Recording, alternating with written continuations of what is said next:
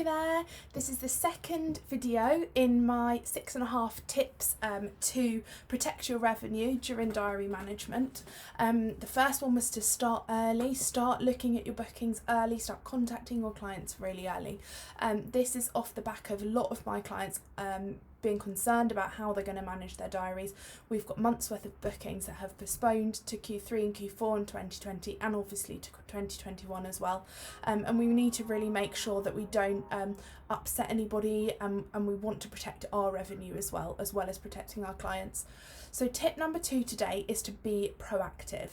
I can't stress the importance of proactivity in this sort of circumstance enough. You've got, like I say, months worth of bookings that are all worried about their events, and they're probably anxious about the money that they've perhaps already spent with you.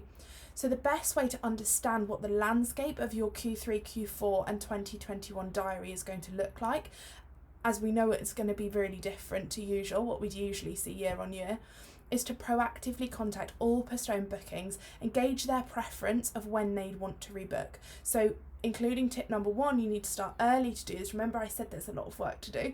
Start early, proactively call everybody and gauge what their preference is. Don't feel like you have to get an answer straight away from them. You can just gauge them and let them know that you're doing the work and looking at it. In fact, the opposite probably. It would be useful to draw up a kind of mock calendar on your office wall and input clients' preferences in there so that you can juggle it around to fit everything in and to manage your diary and make sure it looks right for what your property looks like, before you actually confirm back to them that they're able to have that date. So that's tip number 2. Be proactive, and in amongst that, create a mock diary and shuffle around what people's preferences are so you can try and fit everything in. Like I said, there's lots of work to do, so get all hands on deck, and really get in touch with your clients and make sure you get their preferences so that you can do the best for them.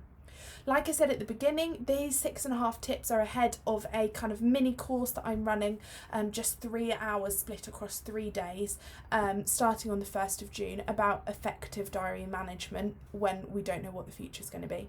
So get in touch if you're interested and let me know what you think in the comments below about these tips, and I will speak to you soon. Thanks, bye.